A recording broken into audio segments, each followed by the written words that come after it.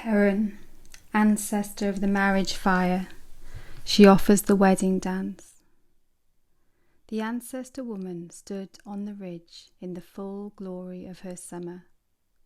Her skirts were dyed with a rich blue of warm skies. Her breasts were painted in spirals of blue clay, and her fingertips were stained blue with woad. The copper at her wrist sang of the earth, the deer toes at her ankles sang of the forest. Together they sang of the strong trail through womanhood. She had fashioned a belt by which to wear her love, a woven band of crimson threads that hung from her girdle, so that her fertile blood flowed symbolically and potently onto the soil. A small herding whistle hung at her neck. She played on it whenever she called to the beasts or cut reeds, whenever she gathered fresh willows, green herbs, or ripe berries, whenever she washed fleece, oiled hides, or scraped fish, all the proud, abundant work of her strong hands.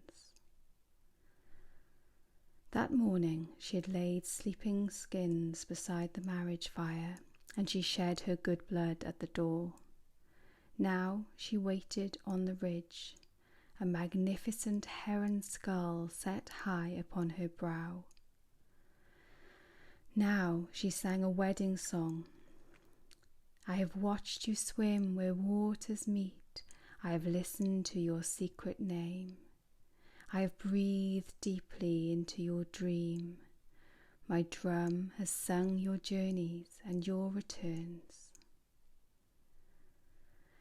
Then she danced her heron for him, and that dance spread on silver-tipped wings across the river, filling the valley with its grace and beauty. For long months the ancestor man had watched her run across the distant hills. He had seen her breast painted with blue. That morning he had hung her loom beneath the marriage roof and rubbed his good sap around the door. Now he stood on the ridge and gently tied his shadow to her heels. Now he sang a wedding song. My pipes have sung your long flight and your nesting. I give you this bone knife, it is my forest body. I give this flute on which to play my heart. Then he danced his buzzard for her, and that dance soared on gold-tipped wings across the hills, pouring its grace and beauty onto the land. They met at last upon the ridge. They touched as a buzzard's cry rose above the summit, as a heron dipped its wings beside the river. Her memory was long, his roots were deep, and when they walked down into the old valley, they found everything they had forgotten. She said, "The journey has been long, but this heart was true.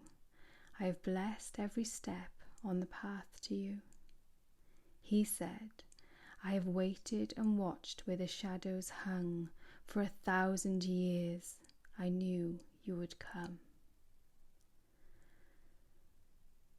They sealed their pact on that sun-blessed, moon-kissed ridge.